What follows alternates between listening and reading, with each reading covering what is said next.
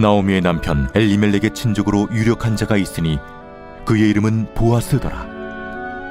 모압 여인 룻이 나오미에게 이르되 원하건대 내가 밭으로 가서 내가 누구에게 은혜를 입으면 그를 따라서 이삭을 줍겠나이다 하니 나오미가 그에게 이르되 내 딸아 갈지어다. 룻이 가서 베는 자를 따라 밭에서 이삭을 줍는데 우연히 엘리멜렉의 친족 보아스에게 속한 밭에 이르렀더라.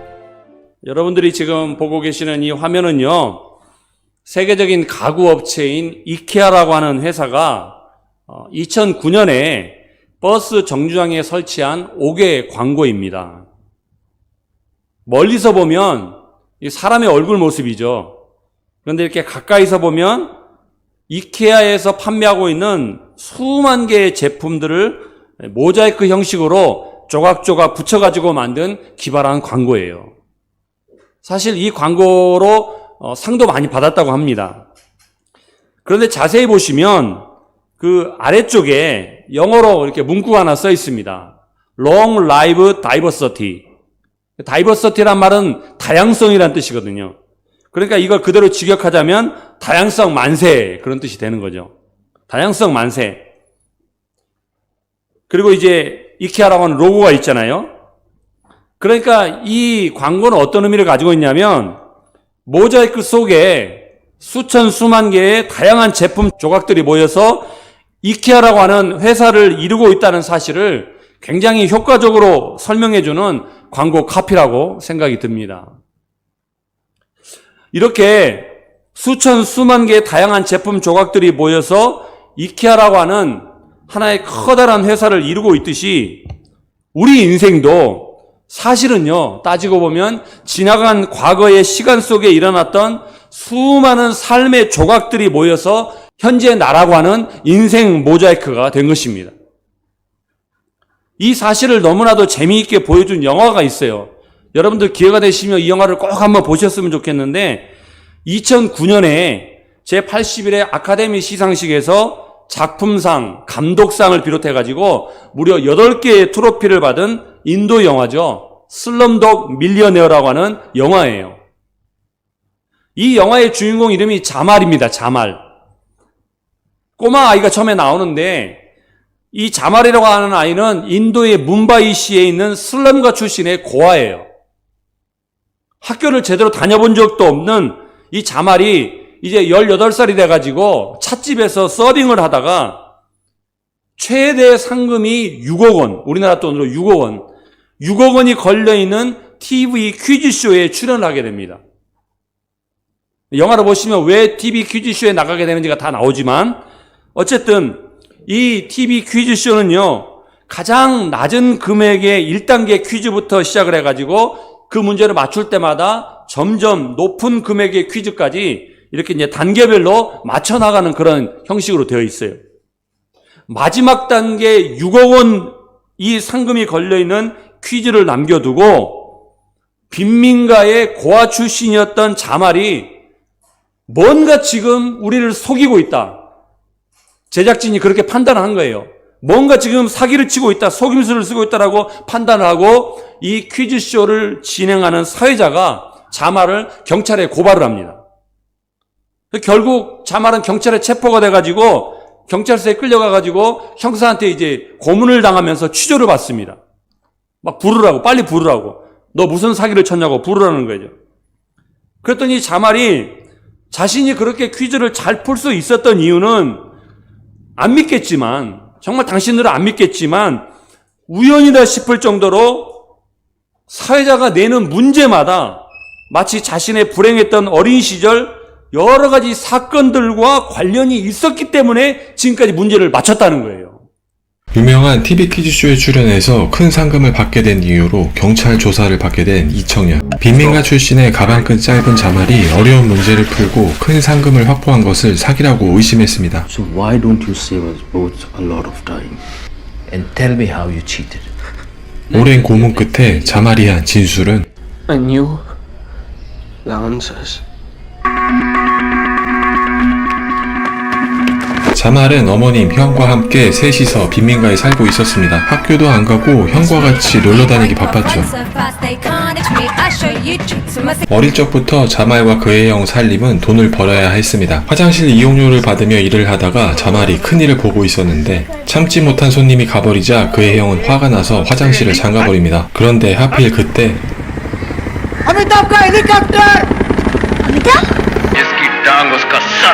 자말의 영웅이었던 영화배우가 동네를 건너옵니다.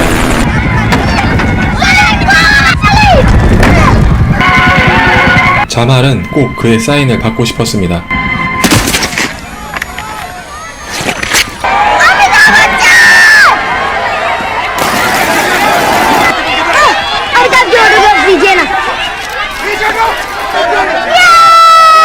Are you ready for the first question for 1,000 rupees? You have 3 lifelines. Ask the audience, 50-50, phone a friend. Who was the star in the 1973 hit film Zanjeer? 화장실에까지 빠져가면서 받은 그의 사인을 잊을 수 없었죠. Hey, Amitabh Bachchan. Guess what? You're right. You just won 1,000 rupees. 첫 번째 문제는 그에게는 식은 죽 먹기였습니다. 자말의 어린 시절 어머님은 빨래하시고 형제는 물놀이 하던 평범한 어느 날 힌두교인들이 이슬람 교도를 믿는 사람들을 급습하여 마을을 쑥대밭을 만들어 놓습니다. 힌두교와 무슬림 사이의 갈등은 오랜 역사만큼 골이 깊었습니다. 정신없이 도망치다가 라마신을 분장한 아이를 봤던 그 기억은 그에게는 충격이었습니다. 그리고 그날 자말의 어머님은 그렇게 돌아가셨죠. For 16,000 rupees. In depictions of God drama, he is famously holding what in his right hand? A bow and arrow. You just won 16,000 rupees.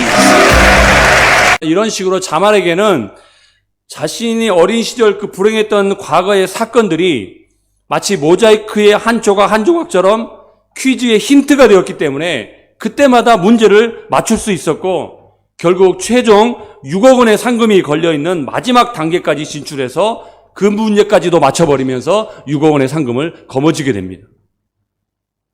여러분, 영화의 주인공 자말이 자신이 과거 그 뭄바이 슬럼가에서 우연하게 겪었던 수많은 일들이 시간이 흘러서 이렇게 퀴즈쇼의 문제의 힌트가 될 것이라고는 상상조차 하지 못했을 것입니다. 아까 보셨던 것처럼 오죽 했으면 자기가 정말로 좋아했던 그 영화배우가 자기 동네 온다는 사실을 알고 그냥 똥통으로 잠수를 하잖아요. 하나님께서 저와 여러분들의 인생을 인도하시는 방식도 이와 별반 다르지 않습니다. 당시에는 우리가 보기에 모든 것이 우연의 일치처럼 보일지 몰라도 우리가 과거에 겪었던 삶의 모든 조각 속에는 우리 눈에 보이지 않는 배후에서 역사하시는 하나님의 섭리적인 인도하심이 있었음을 시간이 지나서 깨닫게 되는 것입니다. 오늘 본문도 마찬가지예요. 룻기라고 하는 이 성경은요, 총 4장으로 되어 있는 그리고 1장부터 4장까지 전체 말씀을 다 합치면 85절밖에 되지 않는 매우 짧은 책입니다. 그런데 이 전체 85절 가운데 무려 절반이 넘는 45절이 대화체로 되어 있어요. 그리고 그 45절의 대화 가운데 23절이 말하는 그 안에 하나님에 대해서 언급을 하고 있습니다. 자, 예를 들어가지고 2장 4절 말씀을 같이 읽어보겠습니다. 시작. 그때 마침 보아스가 베들레헴에서 막 도착하였다. 그가 일꾼들에게 여호와께서 너희와 함께 하시기를 하고 인사하자 그들도 여호와께서 당신을 축복하시기를 하고 답례하였다. 나와 있잖아요. 대화잖아요, 지금. 보아스가 자기 밭에서 일하고 있는 일꾼들에게 뭐라고 얘기합니까? May God bless you라고 인사를 건넵니다. 그랬더니 그 인사를 들은 일꾼들도 주인 보아스에게 May God bless you too라고 대답을 합니다. 분명 여기에 보면 여호와라고 하는 이름이 언급되어 있습니다. 태국어 성경에도 그렇게 나와 있죠. 프라 여호와라고 되어 있습니다. 이런 식으로 룻기 전체 85절 말씀 가운데 45절이 대화로 되어 있고 그 대화 가운데 무려 23절이 하나님을 이렇게 자주 언급하고 있음에도 불구하고 정작 룻을 포함해서 룻기에 등장하는 인물들에게 하나님이 직접적으로 말씀하신 경우는 단 한 번도 없습니다. 심지어 직접적으로 그들 가운데 개입하셔가지고 하나님께서 말씀하신 경우도 한 번도 없습니다. 다시 말씀드리면 룻기에 나타난 하나님은 어떤 하나님인가? 철저하게 숨어 계시는 하나님이라는 거예요. 그리고 침묵하시는 하나님이라는 겁니다. 그러면 이렇게 하나님이 숨어 계시고 침묵하고 계신다고 해서 아무 일도 하지 않으시고 그냥 등장인물들이 하는 걸 구경만 하고 계시는가? 그건 또 아닙니다. 룻기에서 하나님은 뒤에 숨어 계시고 침묵하시는 것처럼 보이지만 실제로는요, 등장인물들의 무대 뒤에서 보이지 않게 섭리적으로 일하시고 그들의 삶을 인도하셨습니다. 서두에서 제가 말씀드렸던 것처럼 하나님은 룻기에 등장하는 인물들의 삶의 조각을 하나씩 하나씩 붙여가시면서 그들의 모자이크 형식의 그 인생을 만들어가고 계셨다는 것입니다. 그러면 그 사람들만 그렇게 하셨겠는가? 아니라는 거죠. 저와 여러분도 똑같다는 거예요. 여러분들이 앞으로 인생을 살아가시면서 어느 때에는 어떤 사람을 만나게 되고 어느 때에는 어떤 사람과 헤어지게 됩니다. 이 모든 것들도 다 하나님께서 인도해 가시고 붙여가시는 여러분들의 인생 모자이크 조각이라는 거예요. 그때는 몰라요. 왜 내가 이 사람을 만났는지, 차라리 만나지 않았더라면 더 좋았을 것을, 내가 왜 이 사람과 헤어졌는지 너무너무 십수년이 지난 지금도 아쉽고 보고 싶고 그립지만 결과적으로는 헤어졌단 말이에요. 그런데 나중에 알고 보니까 그 모든 내 인생 속에서 일어났던 과거의 사건들이 내 인생 모자이크를 만들어 가시는 하나님의 조각 작품이었다는 것입니다. 아멘이십니까? 여러분, 지난주에 살펴본 것처럼요, 룻은 시어머니 나오미를 따라서 모압 땅에서 유다 베들레헴에 도착을 했습니다. 룻이 시어머니 나오미와 함께 모압을 떠난 날짜가 정확하게 몇 월 며칠이었는지 성경은 말하고 있지 않습니다. 다만 오늘 본문이 시작되기 바로 직전인 1장 22절에서 그들이 베들레헴에 도착했을 때는 보리 추수가 막 시작될 무렵이었다고만 밝히고 있습니다. 여러분, 나오미와 룻이 모압에서 이제 출발을 하려고 준비를 합니다. 보리 추수가 시작될 무렵에 딱 맞춰가지고 베들레헴에 도착해야겠다고 계획을 하거나 스케줄을 짠 것이 아니라는 거예요. 그들은 그냥 모압에 있을 때 하나님께서 자신들의 고향인 유다 베들레헴에 곡식을 주셨다는 소문만 들었어요. 그리고 이제 10여 년의 모압 생활을 청산하고 고향으로 돌아가야 되겠다라고 결심하고 길을 떠난 것뿐이에요. 그런데도 그들이 베들레헴에 도착했을 때는 때마침 보리 추수가 시작될 무렵이었다는 것은 정말 우연의 일치처럼 보이죠. 하지만 여기에도 하나님의 직접적인 개입은 나타나지 않고 숨어 계시는 것처럼 보이지만 두 과부를 모압 땅에서부터 베들레헴까지 인도하셨던 하나님의 보이지 않는 손길이 작동하신 결과라는 것입니다. 아멘이십니까? 자, 그런데요, 이렇게 룻과 나오미가 보리 추수가 막 시작될 무렵에 베들레헴에 도착했다고 해서 그들에게 갑자기 먹을 양식이 하늘에서 쏟아진 게 아닙니다. 배고픔이라고 하는 것은요, 나오미와 룻에게는 실제적이고 당면한 문제였습니다. 여러분들이 한국을 떠나 치앙마이 오셨다고 해서 누가 매월 월급 주는 거 아닙니다. 당장 여러분들이 먹고 살 일을 여러분 스스로 하셔야 되는 거예요. 여러분들에게 주어진 당면 과제이고 실제적이고 현실적인 문제입니다. 룻과 나오미도 마찬가지였어요. 그렇기 때문에 누군가는 먹을 양식을 위해서 일을 해야 했기에 며느리 룻이 2절에 보시면 시어머니 나오미를 복양하기 위해서 보리 추수를 하는 남의 밭에 가가지고 이삭 줍기를 하겠다라고 말을 한 것입니다. 이렇게 해서 룻은요, 추수할 때 떨어진 이삭을 줍기 위해 남의 밭으로 나갔습니다. 그러다가 우연히 돌아가신 시아버지 엘리멜렉과 친척이었던 보아스라고 하는 사람의 밭으로까지 가게 되었습니다. 그게 3절이에요. 자, 3절 다 같이 큰 소리로 읽겠습니다. 시작. 우연히 엘리멜렉의 친족 보아스에게 속한 밭에 이르렀더라. 저를 따라 하시기 바랍니다. 우연히. 여러분, 룻이 베들레헴에 도착해가지고 처음부터 보아스라고 하는 사람의 밭이 어디에 있는지 알아보고 그 밭에 가려고 계획을 짰겠습니까? 결코 그렇지 않습니다. 아마도 룻은요, 이삭을 줍기에 이 밭 저 밭으로 랜덤으로 다녔을 거예요. 랜덤리 픽업입니다. 랜덤리 픽업. 이 밭의 주인이 누구인지도 몰라요. 그러나 그냥 자기가 랜덤으로 그냥 간 거예요. 이 밭 갔다가 저 밭 가고. 그렇다고 하나님께서 룻에게 나타나가지고 보아스의 밭이 저기 있으니까 그리로 가라고 직접적으로 말씀하신 것도 아니에요. 다만 성경은 우연히 보아스에게 속한 밭에 이르게 되었다라고 말씀하십니다. 이 말씀도 하나님은 숨어 계시는 것 같고 룻에게 아무런 말씀도 하지 않고 침묵하시는 것처럼 보이지만 오늘 설교 제목처럼 우연 속에 감추어진 하나님의 섭리적인 인도하심을 보여주고 있는 것입니다.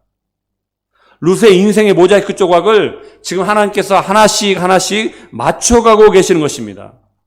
다 같이 잠언 16장 33절을 성경이 이렇게 말씀하고 있는데 큰 소리로 읽어주시기 바랍니다. 시작. 사람이 하지만 그 일을 결정하는 분은 여호와이시다. 아멘이십니까? 여러분, 내가 어느 밭으로 갈지 결정하는 건 마치 룻이 제비를 뽑는 것과 같은 거예요. 그러나 결국 그렇게 해서 보아스에게 속한 밭에 가게 된 건 이걸 결정하시는 분은 하나님이시라는 거예요. 사랑하는 드림교회 성도 여러분, 하나님께서 저와 여러분들의 인생을 인도하신다는 사실을 믿으십니까? 그런데요, 잘 들으세요. 하나님께서 우리 인생을 인도하실 때는요, 한 번에 모든 문제를 다 해결해 주십니다. 라고 말하면 얼마나 좋겠습니까? 그런데 그렇게 하시지 않습니다. 우리가 오늘 본문을 통해서 확인할 수 있는 한 가지 분명한 사실이 있는데요. 하나님은 우리 인생을 인도하시는 분이 확실하지만 한 방에 모든 문제를 다 해결해 주시거나 우리를 로봇처럼 기계적으로 다루지 않으십니다. 오히려 한 걸음 한 걸음 스텝 바이 스텝으로 우리를 인도하실 뿐만이 아니라 그 다음이 중요합니다. 우리를 인도하실 때 우리가 하나님의 인도하심에 믿음으로 반응하고 순종할 수 있도록 우리의 역할을 블랭크, 여백으로 남겨두신다는 사실입니다. 아멘이십니까? 이 사실을 잘 보여주는 게 오늘 2절 말씀이에요. 자, 다 같이 한번 읽겠습니다. 시작. 하루는 룻이 나오미에게 말하였다. 제가 밭에 가서 이삭을 줍게 해주세요. 혹시 친절한 사람이라도 만나면 제가 그를 따라다니며 이삭을 줍겠습니다. 저를 따라하시기 바랍니다. 제가 이삭을 줍겠습니다. 여러분, 이 말씀은요, 룻이 시어머니 나오미를 따라서 남의 나라 유다 땅 베들레헴에 이주를 해서 왔는데 마땅한 돈벌이 수단이 없었다든가 자기가 할 수 있는 일이 아무것도 없기 때문에 그냥 이삭 줍기라도 하겠다는 그런 뜻이 아닙니다.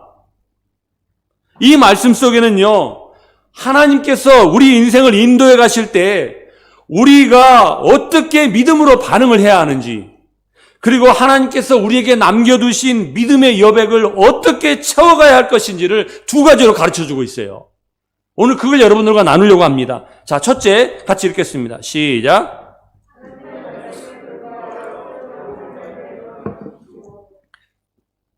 남의 나라 유다 땅 베들레헴에 이주해온 이 가난한 과부였던 룻의 처지와 형편은 완전히 밑바닥이었다는 것은 부인할 수 없는 팩트입니다. 그렇죠? 그래서 룻은요, 이런 상황에서 아무런 수고도 하지 않고 그냥 일확천금을 꿈꾸면서 로또를 구입을 했죠. 대답해 보세요. 그랬죠? 그게 아니면 돈 많은 남자 하나 잡아가지고 팔자 한번 고쳐보겠다고 허황된 꿈을 꿨죠. 룻이 보여준 행동은 이삭 줍기였습니다. 이것은 어떤 의미를 가지고 있는가? 자신의 인생을 인도하시는 하나님을 신뢰하면서 자신이 감당해야 될 몫으로 남겨주신 믿음의 여백을 자신의 의지나 자신의 생각이 아니라 따라하시기 바랍니다. 하나님의 말씀에 근거해서 새로운 삶에 도전하는 것으로 채워가기 시작했다. 그런 의미예요. 여러분, 제가 왜 룻이 이삭을 줍는 행동이 자신의 의지가 아니라 하나님의 말씀에 근거해서 새로운 삶에 도전한 것이라고 말씀을 드리냐면 이게 성경 말씀에 있기 때문에 그런 거예요. 하나님께서는요, 오래전에 모세를 통해서 과부, 나그네, 고아, 가난한 사람들을 보호하고 배려하는 일종의 사회복지 차원에서 이스라엘 백성들이 꼭 지켜야 할 법으로 이 사실을 말씀해 주셨어요.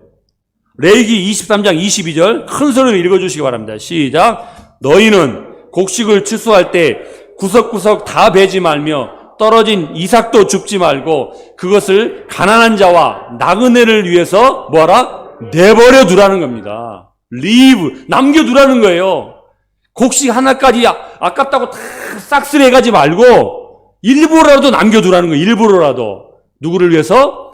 고아와 가난한 자와 과부와 나그네와 같은 사회적인 보호를 받지 못하는 약자들을 위해서라도 남겨두라고 법으로 말씀하시죠. 법으로. 여러분, 룻이 시어머니에게 추수하는 남의 밭에 가가지고 이삭을 줍겠다고 말한 것은 바로 이 말씀에 근거해서 말한 겁니다. 자기가 머리 굴려가지고 이렇게 말한 게 아니에요. 그러면 룻이 나오미로부터 이런 말씀이 법으로 있다는 것을 들어서 알았든 아니면 모압에 있을 때부터 다른 경로를 통해서 알게 됐던 중요한 사실은 뭐냐? 이삭을 줍기 위해 남의 밭에 나갔던 이 룻의 행동은 어떻게 해서든 간에 먹고 살고 살아남기 위한 자신의 의지나 노력에서 비롯된 것이 아니라 하나님의 말씀에 근거해서 나갔다는 것입니다. 아멘이십니까? 여러분, 이 사실은요, 오늘을 살아가는 저와 여러분들에게도 굉장히 중요한 원리입니다. 저는 여러분 모두가 어떤 식으로든 하나님의 인도하심을 따라 한국을 떠나 지금 치앙마이에 오시게 되었다고 생각합니다. 그런데 하나님께서 우리를 여기까지 인도하신 후에 지금부터는, 이제부터는 우리 보고 알아서 하시는 그런 분이 아니에요. 여전히 계속해서 우리의 삶을 인도해 주고 계십니다.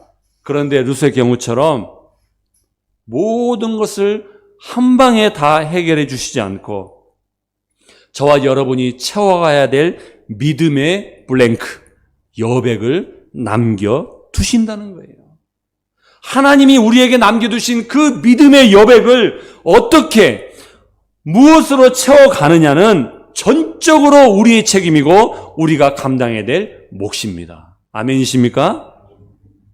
룻은요, 자신에게 남겨주신 이 믿음의 여백을 자신의 생각이나 계획으로 채우지 않고 하나님의 말씀에 근거해서 이삭 줍기라고 하는 행동으로 채워나갔습니다. 로또를 산 게 아닙니다. 돈 많은 남자 하나 잡아가지고 팔자 고치겠다고 한 거 아닙니다. 비록 남의 밭에 가가지고 이삭을 줍는 행동이 당시 사회에서는 가장 낮고 비천한 직업에 속한 일이었어요. 오늘날로 말하면 그냥 쓰레기 주워가지고 하루 벌어서 하루 먹고 사는 그런 사람이었단 말입니다. 이삭을 줍는 행동이. 그럼에도 불구하고 룻은요, 하나님의 말씀을 존중했어요. 하나님이 이렇게 이미 법으로 말씀하셨기 때문에 내가 그 말씀을 존중하면서 이렇게 행동하리라. 그리고 이삭 줍기를 통해서 자신과 시어머니 나오미의 배고픔이라고 하는 가장 현실적이고 당면한 문제를 해결해 주실 것이라고 신뢰하며 행동했다는 것이 중요합니다. 이까지 이삭 줍기 해가지고 내가 어느 세월에 여기서 자리 잡고 사나, 그게 아니었다는 거예요. 저는 솔직히 말씀드리면 치앙마이에 와 계신 많은 우리 한인들이 생각하는 것보다는 이 땅에서 자리를 잘 못 잡고 계시는 모습을 볼 때마다 굉장히 개인적으로 마음이 아픕니다. 그러나 한 번쯤은 우리가 냉정하게 자신을 돌아볼 필요가 있습니다. 정말로 룻처럼 이삭줍기라고 하는 이 비천한 직업에 속하고 가장 하찮은 일일지 모르겠지만 그럼에도 불구하고 이것이 하나님의 말씀이라는 사실에 근거해가지고 그 행동을 통해서 배고픔이라고 하는 자신의 실제적이고 당면한 문제를 해결해 주실 것이라고 하는 믿음을 가지고 이 땅에서 하루하루를 살아가고 있는 것인지, 아니면 이런저런 인맥을 동원하고 수완을 발휘해가지고 한시라도 빨리 이 땅 가운데서 자리를 잡기 위해 그렇게 행동하고 있는지 냉정하게 자신을 돌아볼 필요가 있다는 것입니다. 오늘 저와 여러분들의 삶에서 실제적이고 당면한 문제가 무엇이든지 간에 하나님께서 우리를 인도하실 것을 신뢰하시기 바랍니다. 나의 생각이나 나의 의지가 아니라 하나님의 말씀에 근거해서 비록 남의 밭이라 할지라도 미지의 땅을 개척하는 마음으로 이삭줍기처럼 밑바닥부터 차근차근 밟아가는 가운데 여러분에게 남겨주신 믿음의 여백을 채워가시기를 주님의 이름으로 축복합니다. 두 번째로 하나님께서 우리의 삶을 인도하실 때 우리에게 남겨두신 믿음의 여백을 어떻게 채워갈 것인가 같이 읽겠습니다. 시작. 다시 한번 2절을 보시기 바랍니다. 하루는 룻이 나오미에게 말했다. 제가 밭에 가서 이삭을 줍게 해주세요. 따라하시기 바랍니다. 혹시 친절한 사람이라도 만나면, 저는 이 말씀을 읽다가 좀 이상한 점을 발견했습니다. 왜냐하면 저 같았으면 시어머니에게 이렇게 말했을 것 같아요. 어머니, 제가 지금 밭에 가서 이삭을 줍게 허락해 주세요. 그 다음이 중요합니다. 혹시 이삭이 많이 떨어져 있는 밭이라도 만나면 제가 이삭을 충분히 주워올지 누가 알아요? 저 같았으면 그렇게 얘기했을 것 같아요. 저 같았으면. 그런데 룻이 뭐라고 얘기합니까? 이삭이 많이 떨어져 있는 밭 대신에 뭘 구했어요? 친절한 사람을 구했어요. 이게 무슨 의미일까요? 여러분, 지금 이삭이 남의 밭에 가서 이삭 줍기를 하러 가는 것은요, 이 역시 하나님께서 인도하시는 일입니다. 아멘이십니까? 그런데 만약에 룻이 이삭이 엄청나게 많이 떨어져 있는 밭에 가가지고 이삭을 충분히 주워왔다고 한번 상상해 보세요. 그것은 운이 좋아서 그렇게 된 것이지, 거기에는 하나님의 인도하시는 은혜도, 룻이 여백을 채워나갈 수 있는 믿음의 반응도 들어갈 여지가 없는 것입니다. 그래서 룻은요, 친절한 사람과의 만남을 통해 하나님의 은혜를 구했던 것입니다. 그런가 하면요, 룻이 시어머니에게 이렇게 말하지 않았습니다. 어머니, 보시다시피 저는 지금 젊고 힘이 있으니까 밭에 나가기만 하면 원하는 만큼의 이삭을 주워올 수 있습니다. 어머니는 집에서 편안하게 쉬고 계세요. 조금만 기다려주세요. 이렇게 말하고 나가지 않았다는 거예요. 오히려 자신을 최대한 낮추면서 겸손하게 혹시라도 친절한 사람을 만나면 이삭을 줍겠다라고 말한 것입니다. 저는 이 룻의 말 속에서 그녀의 간절함과 진정성이 느껴집니다. 그렇습니다, 여러분. 하나님은 지금도요, 룻과 같이 겸손하게 하나님의 은혜를 구하며 진정성으로 하나님을 찾는 자들에게 은혜를 베푸시는 분이십니다. 아멘이십니까? 여호와의 눈은 온 땅을 두루 감찰하사 전심으로 자기를 향하는 자를 위하여 능력을 베푸시나니, 룻은요, 배고픔이라고 하는 자신의 실제적이고 당면한 문제를 해결함에 있어서 운이나 요행을 바라지 않았습니다. 또한 자신이 할 수 있는, 자신이 갖고 있는 힘이나 젊음이나 또는 외모나 할 수 있다는 용기와 신념을 앞세우지 않았습니다. 오히려 모압 땅에서 온 이방인이었기 때문에 자신의 존재 자체만으로도 다른 사람들에게 걸림돌이 될 수 있었던 자신의 처지를 너무너무 잘 알고 있었기에 오히려 겸손하게 자신을 낮추고 내려놓고 간절함과 진정성으로 하나님께 친절한 사람을 만나게 해달라고 하나님의 은혜를 구했던 것입니다. 사랑하는 여러분, 오늘도 우리는 각자 다양한 삶의 자리에서 하나님의 인도하심을 필요로 하고 있습니다. 이 자리에 하나님의 인도하심이 필요 없는 사람 아무도 없습니다. 특별히 공부하는 학생들은요, 지금 어떤 대학을 가야 할지, 대학에 입학해서 어떻게 공부를 해야 할지 누구보다도 지금 하나님의 인도하심이 필요한 사람들입니다. 그런가 하면 사업이나 장사를 하시는 분들도 마찬가지지요. 계속되는 코로나 팬데믹 상황에서 그저 막막하기만 하지만 그렇다고 두 손 놓고 아무 일도 하지 않고 있을 수는 없기에 하나님의 인도하심이 지금 필요하지 않습니까? 그런가 하면 부모님이나 본인의 건강 문제 때문에 하나님의 인도하심을 필요로 하는 사람도 있고, 아직도 예수를 믿지 않는 가족을 위해서라도 하나님의 인도하심이 필요하신 분들이 분명히 이 자리에 있습니다. 그렇다면 여러분 어떻게 하고 계십니까? 이삭이 많이 떨어져 있는 밭을 만나게 해달라고 혹시라도 그렇게 기도하는 분은 안 계십니까? 그렇게 운이나 요행을 바라고 있는 분은 안 계십니까? 아니면 여러분들이 갖고 있는 젊음이나 힘이나 외모나 경험이나 그 무엇을 지금 앞세우고 있는 분은 안 계십니까? 여러분 그렇게 하시면 안 됩니다. 룻과 같이 겸손하게 하나님의 은혜를 먼저 구하시기 바랍니다.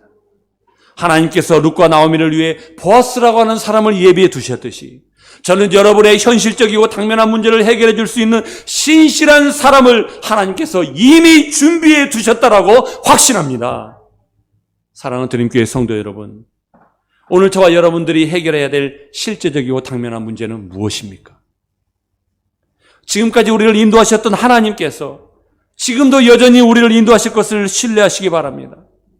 그리고 이삭 죽기처럼 남들이 볼 때는 정말 보잘것없고 하찮고 지극히 작은 일이라 할지라도 하나님의 말씀에 근거해서 룻이 이삭을 죽기 위해 남의 밭에 갔듯이 밑바닥에서부터 미지의 땅, 미지의 세계를 향해 차근차근 도전하시는 여러분이 되시기를 응원합니다. 더 나아가 여러분이 갖고 있는 그 어떤 것도 앞세우지 마시고 그 문제를 해결해 줄 수 있는 신실한 사람을 만나게 해달라고 오직 겸손하게 하나님의 은혜만을 구하시기를 바랍니다. 그리하여 우연 속에 감추어진 하나님의 놀라운 인도하심을 경험하는 한 주간의 삶이 되시기를 주님의 이름으로 축원합니다.